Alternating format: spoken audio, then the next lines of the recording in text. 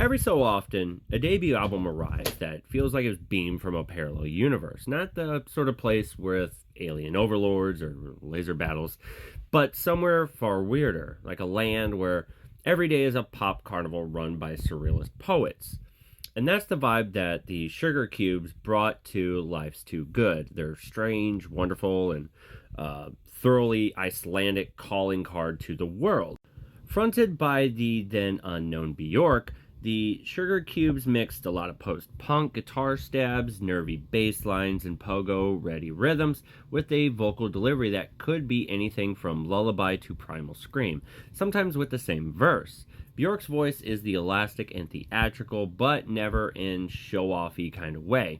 It's more like she's trying to bend human language into shapes it was never meant to hold.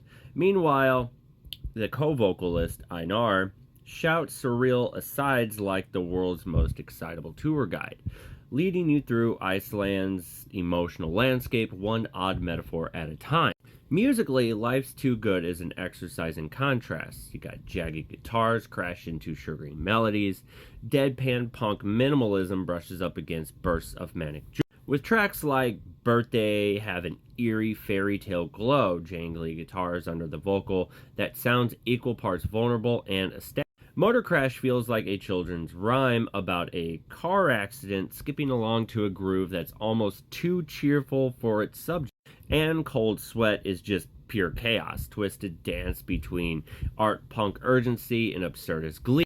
What makes this record endure isn't just the novelty, it's how deeply human it feels. Beneath the playful weirdness lies a core of emotional truth, joy, heartbreak, absurdity, and awkward beauty of being alive. The Sugarcubes made Life's Too Good in an Iceland still far removed from pop culture mainstreams that the outsider perspective gave the album a freshness and an unpredictability that still pops out of the speakers today.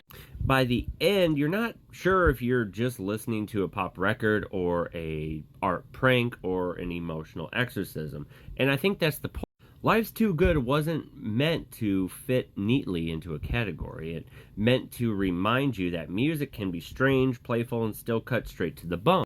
In short, if Life's Too Good were a person, it would be that friend who's a little unhinged and possibly charismatic and always convincing you to do something you didn't know you wanted to do until you're in the middle of it and laughing your head off. So if you haven't listened to this album, it's pretty fantastic. Check it out. Let me know what you think.